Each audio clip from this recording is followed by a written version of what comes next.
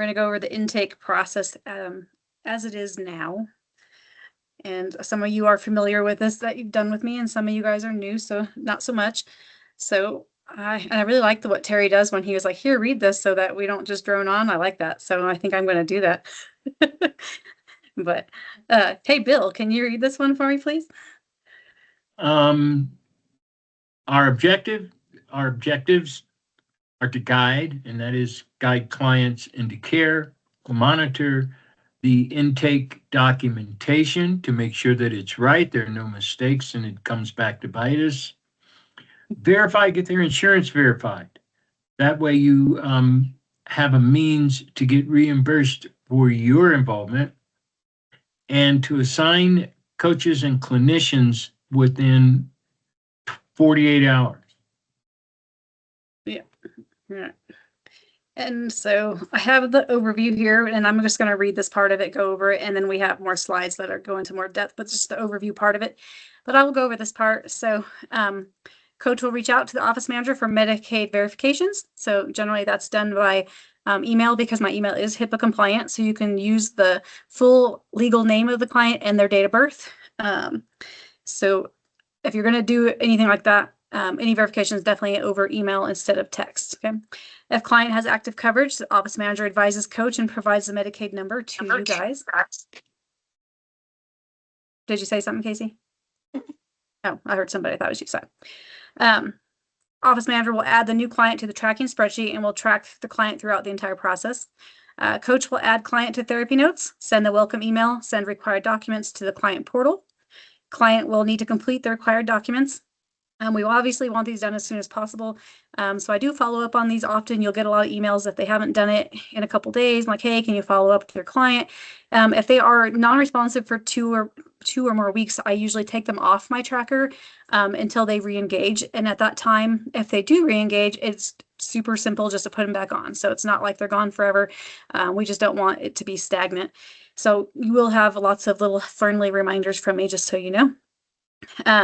Once the documents are reviewed and signed by the client, the office manager will provide the coach with time slots for the required biosocial assessment. So this is something that they absolutely have to do. It's required before we provide any services. So getting their documents done in a timely manner is pertinent for that part of it. The BPS is required before any services are provided. For best practices, the coach should always notify the client that the BPS is done via phone with a clinician. It's usually 60 minutes long. The client will need to be in a confidential setting, and the client should expect to be asked personal questions. The clinician will use the provided information to best create the unique treatment plan for the coach to follow. So those things you're going to hear me probably really bug you, and you're probably going to get tired of hearing me saying it. But those couple things that we follow for the best practice is because those are the issues that we generally have. We'll have somebody that either says they're going to be there for the BPS, and then I get a phone call from the clinician saying, hey, they only had 15 minutes to speak to me because they had to go to work, or they had plans, or whatever it may be. Or they were not notified that they would be asked really personal questions, but the clinician needs to do that so they can best do that unique tailored treatment plan for that particular client. They don't just kind of put the same stuff in there. Every client's going to have different needs and different coaching. Some might need psychotherapy and so forth. So and I imagine it's probably pretty hard sometimes to have a complete stranger call you and ask you all your deep dark secrets, right? But if you already have that rapport with your client and you tell them that this is what to expect, it goes over much easier, and we have a more success rate. So per regulations, so this is not our rule, this is regulations, the clinician will enter the treatment plan into therapy notes 24 hours after the BPS was completed. They can't do it before then. Once the treatment plan is in therapy notes, I will email the coach that they are able to proceed with coaching services. And then you cannot do that before all that is put into therapy notes. So before I go forward, questions on this part? No? So we're going to identify and welcome the client. We're going to, who is responsible is the intake / coach, forms, insurance, demographics, history, contacts, consent forms, HIPAA, and lost my place. Encourage completion within 48 hours. This got looks here. So, sorry, go ahead, Casey. Sorry, my screen is going in and out. I can't see where I'm at. Casey? Oh, okay. Sorry, I was having trouble taking my phone off mute. But the only thing that I wanted to mention, it was a couple of slides ago about the BPSs and making sure that people are ready for them, is, there are some times where we might get, like, for example, Kevin just did his new employee orientation. Now he's good to go when it comes to onboarding clients, and he's onboarding 9 clients this week. Similarly, I think Samuel might have been in Kevin's class. Kevin just finished onboarding and he's now good to go. He has, the ability to move forward and start getting his clients migrated over with M1, right? And so he brings on 8 clients this week.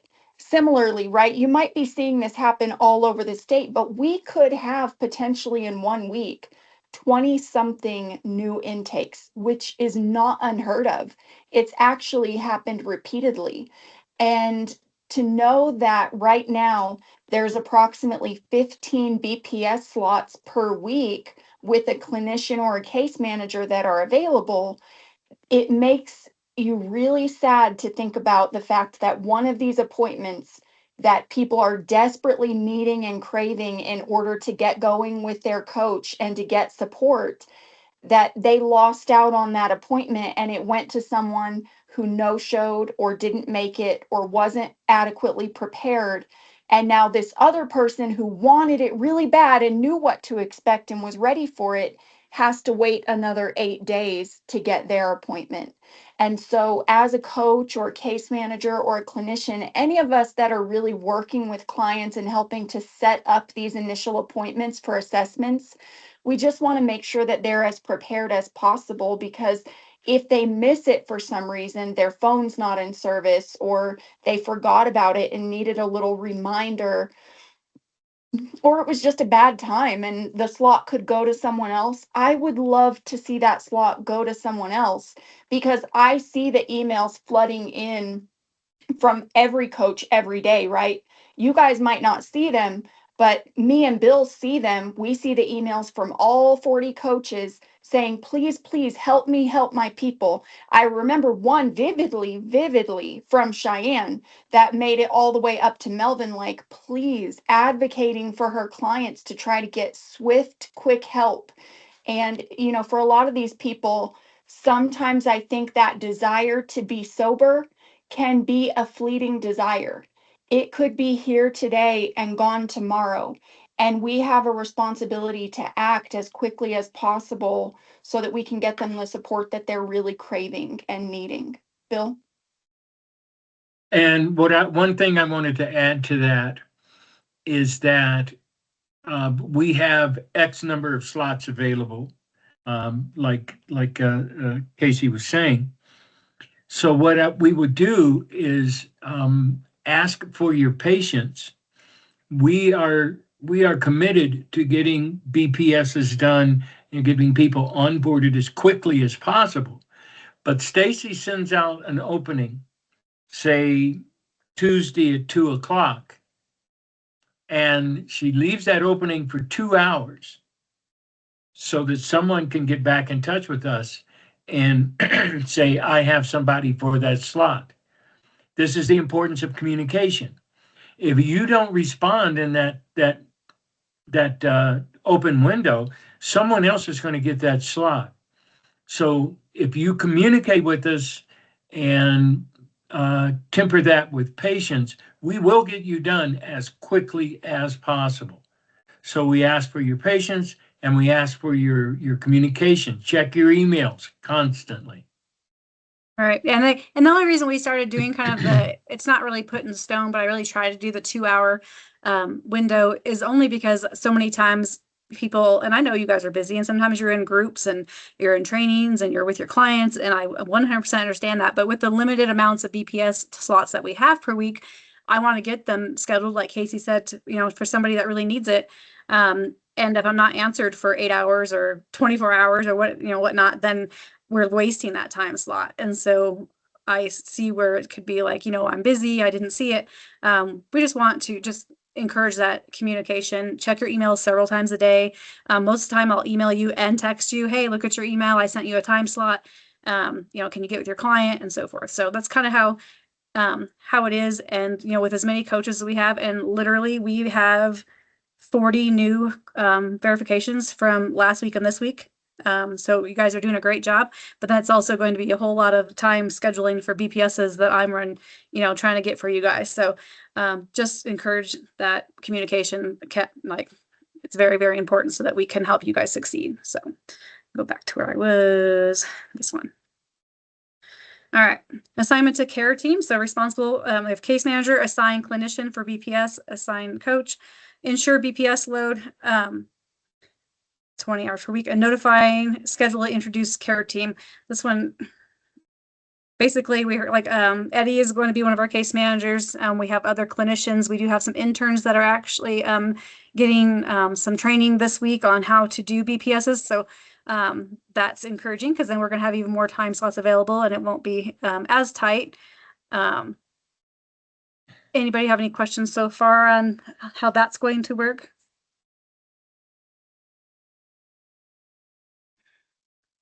All right, so obviously I went over this in the overview, but for each of this is clinician completes the BPS.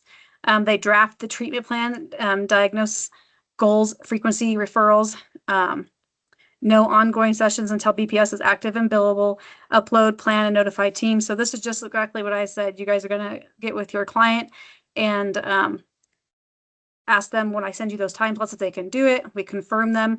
When I do that, I do put the schedule into the client's therapy note profile, as well as I do a calendar invite in Outlook. And I do that for the clinician so they know what time, what the person's name is, and their phone number I put in the body of the email. I do add the coaches as optional.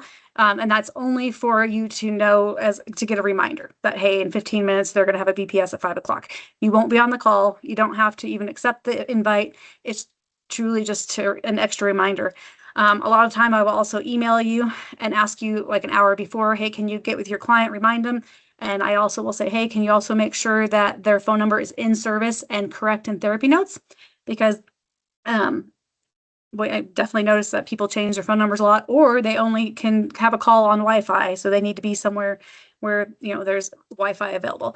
So those kind of reminders I will send you. Let's skip one.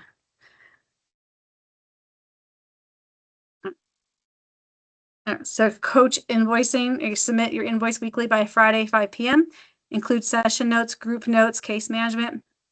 I'm not sure why that part was in there, Casey. It was in there under our SOP, but the mark billable versus non-billable, I'm not sure I'm clear on.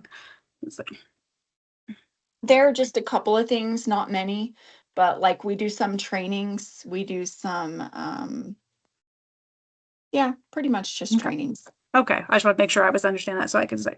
And then late submission delays payment. And Bill, do you want to jump in, or is he right there? Is he still here? I was going to see, or if you, Casey, do you want to go over like the note requirement and the 24 hours? Yeah, so the only thing that we would ask is just that everybody make sure that if you're able to, you want to put your notes for any sessions in on the day that they occur, while everything is fresh in your mind and you still have a really good grasp of what you just discussed or went over.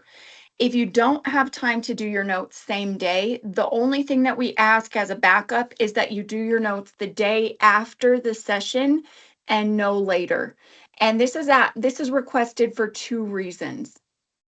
The first is because we want to still make sure that your notes are as accurate as possible, that they're still fresh in your mind, and that when we go to process your invoice, there is a note in the computer that matches up with any billable time that's on your invoice. But the other reason is because if you put your notes in the computer late, it can impact how our biller submits the reimbursements for claims. And that's a really big deal to me because for those of you that were with us in the early part of the year, you were with us when we got an alert from Medicaid on April 1st saying, surprise, surprise, we're cutting your rates in half. And starting in July, we're only going to pay you half of what we have been paying you, right? And so when we found that out, we really were like, what are we going to do? How are we going to get through this without laying anyone off, without cutting anybody's rates of pay, without losing anyone on our team, without having a negative impact on our clients? How are we going to get through this? And one of the things that Melvin and I went and did was negotiated with our biller and got them to reduce our costs for billing by 33%. And when they cut their prices and we said, hey, if we're going to stay with you, we need you to drop your rates. Okay, we got them to agree to it. But then just a few weeks later, they said, well, we're kind of having a little bit of problems because so many people are putting in their notes late that we have to do double the work for only your company.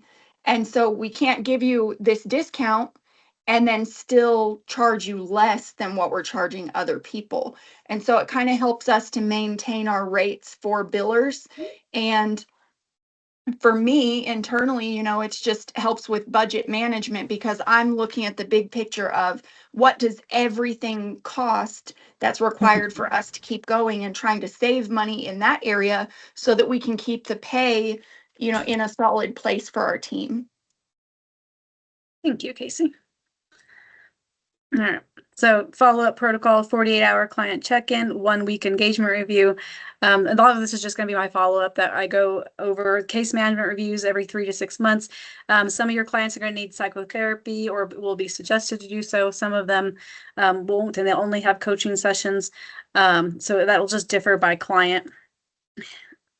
BPS preparation, 60-minute confidential session, covers biological, psychosocial, social factors, identify goals, risks, and barriers,